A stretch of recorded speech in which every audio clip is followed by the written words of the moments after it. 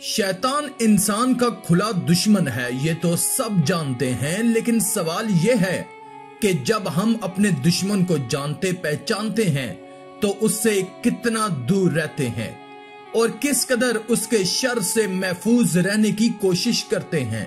तो इसका जवाब यह है कि अक्सर लोग अपने जानी दुश्मन से बहुत करीब हैं, उसके झांसे में फंसे हैं। शैतान ने अक्सर इंसानों को अपने फंदे में फंसा रखा है। इसकी सबसे बड़ी नजीर और मिसाल यह है कि शैतान हमको फजर की नमाज में सुलाता और इबादत से रोकता है। शैतान बहुत ताकतवर और तजर्बाकार है। शैतान हाथ धो के हमारे पीछे पड़ा हुआ है, हर मुमकिन हमको दीन और इबादत से दूर रखने की कोशिश करता है।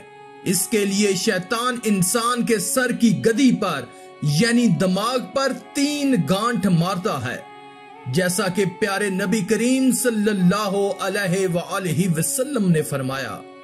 शैतान आदमी के सर की गदी पर रात में सोते वक्त 3 गिरें लगा देता है और हर गिरा पर यह फूंक मारता है कि सो जाओ, रात बहुत लंबी है।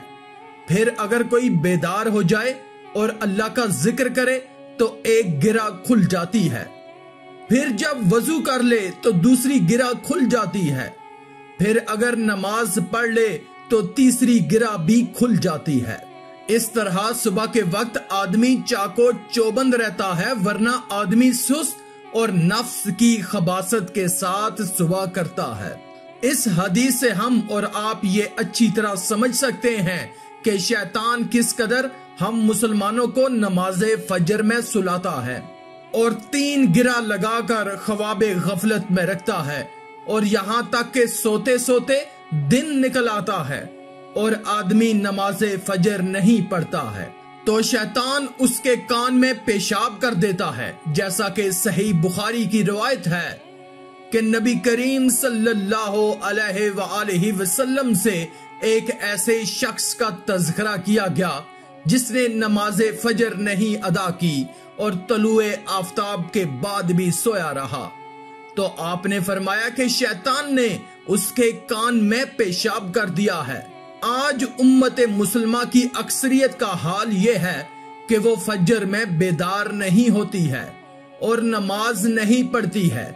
ऐसे लोगों के दिलो दिमाग पर शैतान की 3 गिरहें मजबूती के साथ कायम रहती हैं और उन पर शैतान का गलबा हो जाता है। यही वजह है कि लोग हक सुनते हैं मगर समझते नहीं हैं और कुरान और हदीस की बातों से दिल में कुछ असर नहीं रखते हैं। इसलिए हम सबको चाहिए कि हम नींद से बेदार होने की दुआ, वजू और नमाज की पाबंदी करें ताकि शैतान की 3 गांठ टूटकर बिखर जाएं और इंसान शैतान के मकर, शर, फिसाद, चाल, फितने और हमलों से बच जाएं।